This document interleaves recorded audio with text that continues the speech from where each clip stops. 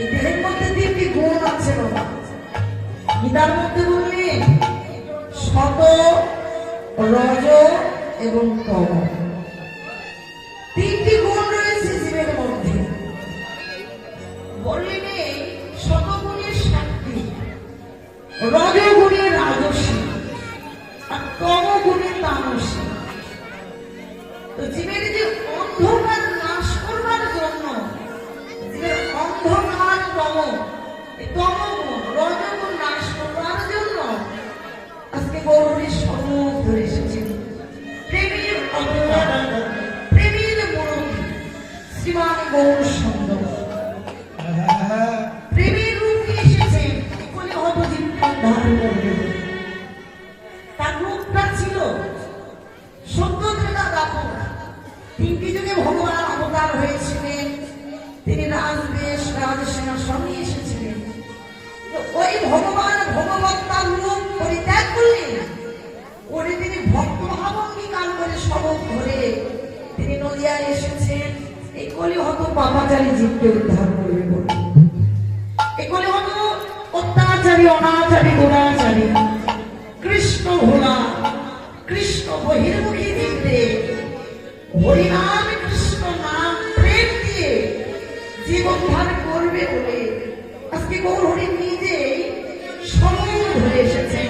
একজন মানুষের শ্বাস নিয়ে বাবা, একজন মানুষের বেশ নিয়ে ভগবান এসেছেন আমাদের মাঝে। চৈতন্য চরিতামৃতে করলেন, চৈতন্য চরিতামৃতে করলেন রাধা কৃষ্ণ এক আত্মা, দুই দেহ ধরি অনন্ত বিলাস রস আস্বাদন করুন। সেই দুই এক চৈতন্য ঘোষণা ভাবকে আস্বাদিতে তবু হইল কোথায় নিজের রস নিজে আস্বাদন করবে বলে এসেছেন নদিয়া। আজকে ব্রজেটা পূরণ হয় না, ব্রজে লীলায় যা করেন না, আজকে কলিতে এসে প্রভু তাই করলেন। ব্রজের রস সাধন করবার নিমিত্তে রাধা কৃষ্ণ দুই দেহ একাকার হয়ে মিলিত হয়ে নদিয়ার মাঝে জগন্নাথ কৃষ্ণের ঘরে মা সচিবতার গর্ভ সিন্ধু ভেদ করে তিনি নদিয়ার মাঝে গৌরাঙ্গ মহাপ্রভু রূপে আবির্ভাব হলেন। একমাত্র করিলেন পাপিতাকে জীবোদ্ধার করবে। তাই দেখো আমাদের কত সৌভাগ্য হয়েছে বাবা, আমাদের জীবের জীবনে কত সৌভাগ্য এসেছে যে এই কলিযুগে আমার ভগবানের আবির্ভাব। আর সেই কলিযুগে আজকে আমরা সৃষ্টির শ্রেষ্ঠ কুলি মানুষ কুলে আমরা জন্মগ্রহণ করেছি। এ হলো আমাদের বড় সৌভাগ্য। জীবের জীবনে কত ভাগ্যগুণী এত দিন হয়েছে, কিন্তু আমরা মরণে যোগ্য জন্ম পেয়েও আমরা কোনদিন কৃষ্ণ নাম করি না, কোনদিন কৃষ্ণ নামে কাঁদি না, কোনদিন সাধু সঙ্গ করলাম না, কোনদিন বৈষ্ণবের সঙ্গ করলাম না, কোনদিন ভক্তির চরণ ধুলি অঙ্গে মাখলাম না। এই মানুষ জন্ম পেয়ে আমাদের কি লাভ হলো? আমাদের হেলায় আমাদের এই জন্মটা বের গেল। তবে হয়তো আপনারা সকলেই হলেন বিশুদ্ধ বৈষ্ণব ভক্ত বাবা, আমি হলাম জগতে দুরাচারী পাপাচারী, আমি হলাম একজন অধম নরাধম কাঙ্গাল, একজন বর্তমান কীট। যে জন্ম পেয়ে ভজনে লাগলাম না, যে জন্ম পেয়ে সেবায় লাগলাম না, যে জন্ম পেয়ে কোনদিন ভগবানের কর্ম করলাম না, সে জন্ম পেয়ে কি লাভ হলো? সারাটা জন্ম শুধু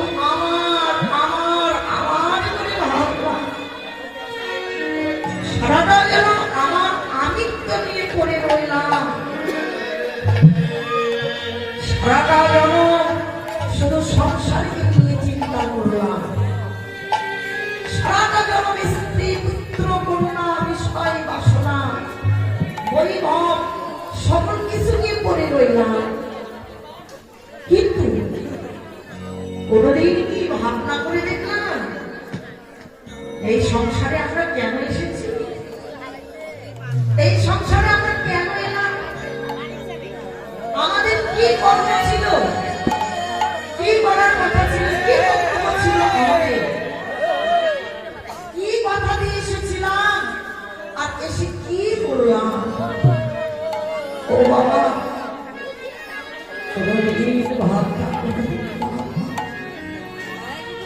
আমরা ভাবনা করি কি আজকে আমার এত ধন আছে, কালকে আমার আরো ধন হবে, আজকে আমি বাড়ি করেছি কাল আমি গাড়ি কিনবো, আর ভগবানের কাছে যদি একবার প্রণাম করি তাহলে আমরা ভগবানের কাছে বলি, ভগবান তোমার চরণে প্রণাম করলাম, তুমি আমায় ধন দাও, তুমি আমায় ধন দাও, তুমি আমায় অর্থ দাও, সম্পদ দাও, আমাকে ভালো রাখো, শুধু ভগবানের কাছে চেয়ে গেলাম সারাটা জনম ধরে পাবো, কিন্তু বিনিময়ে ভগবানকে কি দিলাম মা, ও মা এসেছিলাম কিভাবে, যেদিনে ভবে এসেছিলাম মাতৃগর্ভ যেদিন ভূমিষ্ঠ হয়েছিলাম বাবা, সেদিন আমরা কি নিয়ে এসেছিলাম, শূন্য হস্তে এসেছিলাম, শূন্য হস্তে এসেছিলাম, খালি হস্তে এসেছিলাম, আবার যেদিন এই ভবের খেলা শুরু হবে, যেদিন মায়ের খেলা যেদিন ভবের খেলা শান্ত হবে, সেদিনও যেমন একাই একাই এসেছিলাম নিত্য হস্তে, খালি হস্তে, শূন্য হস্তে, সেই দিনও এই মায়ার বন্ধন পরিত্যাগ করে, সেই দিনও কিন্তু আমাদের একাই একাই ভবের বন্ধন পরিত্যাগ করে চলে যেতে হবে, কিন্তু সঙ্গে যাবে কি, সঙ্গে যাবে সারাটা জন্মে কি কর্ম করলাম, সারাটা জন্ম ধরে কি কর্ম করে গেলাম, কতটুকু পাপ করলাম, কতটুকু পুণ্য করলাম, সারা জন্মের পাপ পুণ্যের হিসাব, এই কর্মফলটা আমাদের শরীরের সঙ্গে যাবে, কিন্তু মা এই যে ভজনে যোগ্য জন্ম পেয়ে কর্ম করলাম না, এই দিন যে ভবের বন্ধনে পরিত্যাগ করে চলে যাব, সেদিন তো ভগবান আমাদের বলবে, হে জি তুমি জগতে গেলে 84 লক্ষ জনে ভ্রমণ করে পেলে মানব জনম, আর এই মানব জনম পেতে কি করে আসলে একটু দেখাও, কি কর্ম তুমি করে এলে, তুমি আমায় কথা দিয়ে যে ভবে গিয়েছিলে যে পৃথিবীতে গিয়ে ওই যজ্ঞ দেশে গিয়ে তুমি আমার নিত্য কর্ম করবে, তাহলে দেখাও তুমি কি কর্ম করে এলে, কিন্তু সারাটা জন্ম মায়ার সংসারকে নিয়ে ভুলে রয়েছিলাম, সারাটা জন্ম মায়ার চিন্তা করেছিলাম, কিন্তু সেদিন ভগবানের কাছে কি জবাব দেব, তোমার কাছে কি বলবো, সেদিন তো প্রভুর কাছে কি বলতে পারবো না, প্রভু আমি তো তোমার নিত্য কর্ম কোনোদিন করি না, কোনোদিন তো তোমার সেবায় লাগতে পারি না, কোনোদিন তো তোমায় ডাকি নয় প্রভু, কোনোদিন তোমার নিত্য কর্ম করি না, সাধু আশ্রয় করি না, প্রভু সারা জনগণ সংসারের কথা চিন্তা করে গেছি, আমি তোমার কর্মই করতে পারি না, বলো প্রভু এখন আর গতি কি হবে,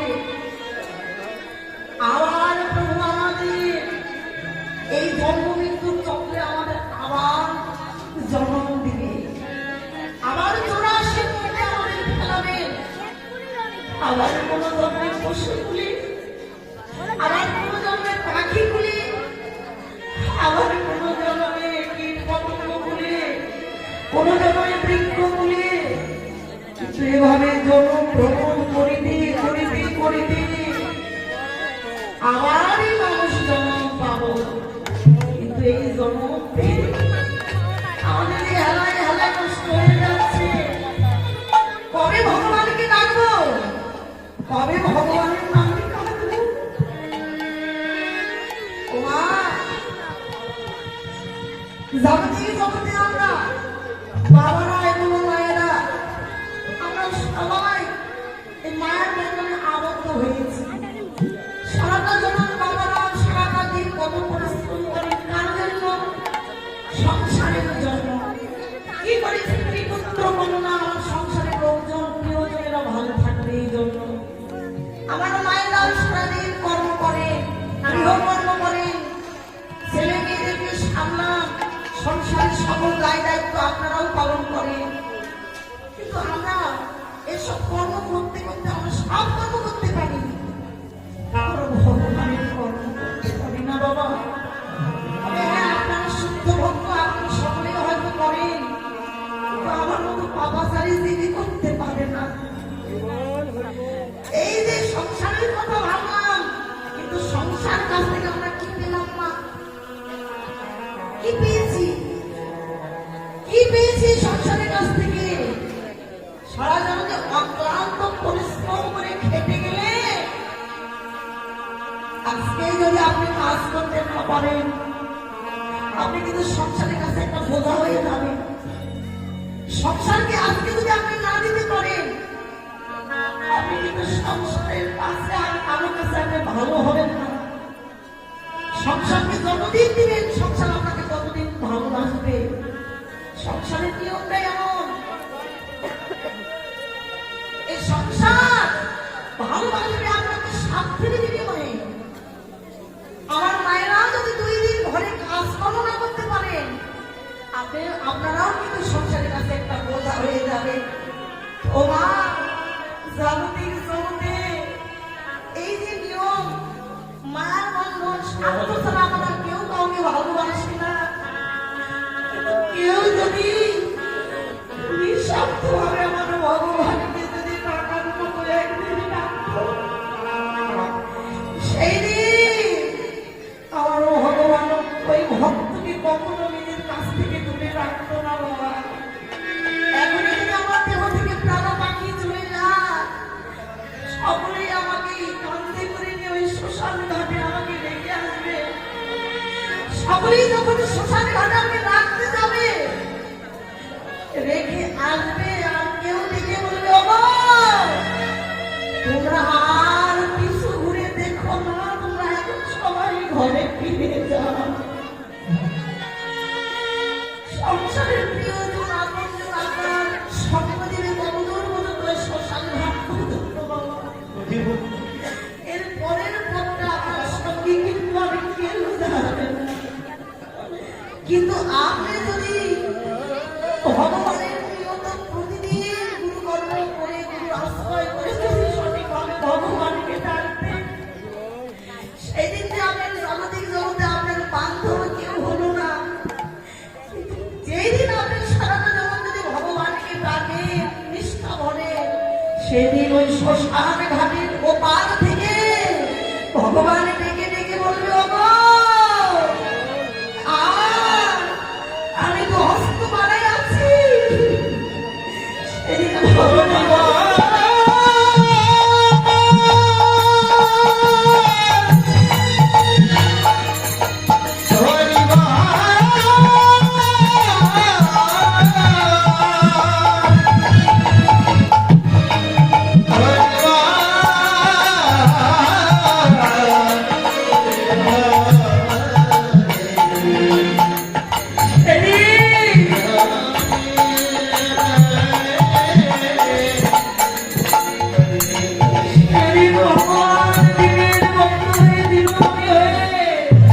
সেদিন দু হস্ত বাড়ায় বলবে, আমি ভক্ত আমার পক্ষে।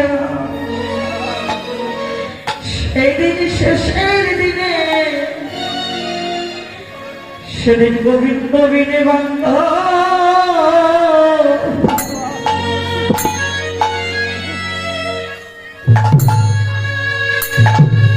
গোবিন্দ বিনে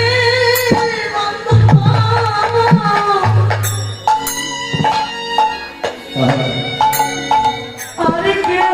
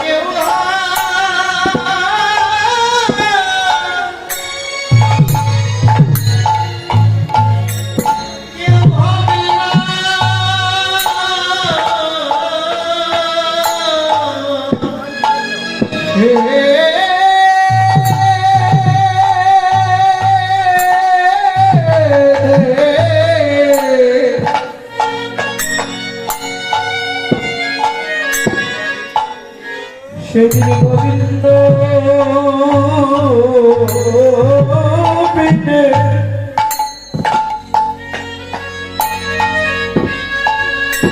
সেদিন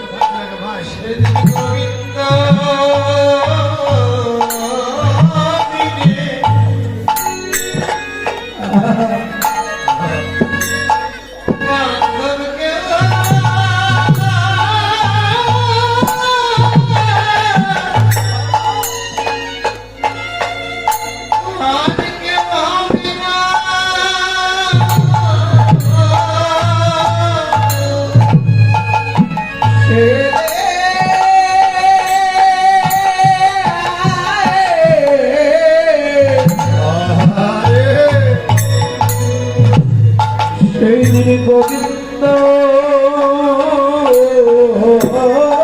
বিনে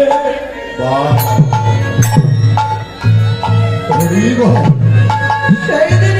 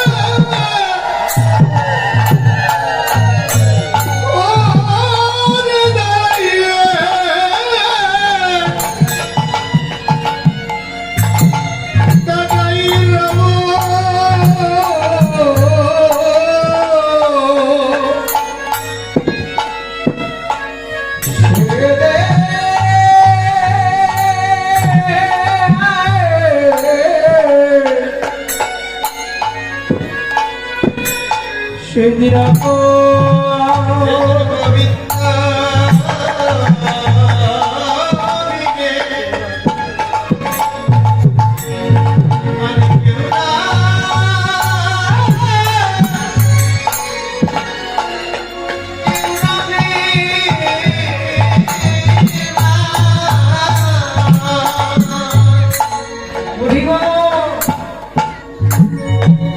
সেই দিন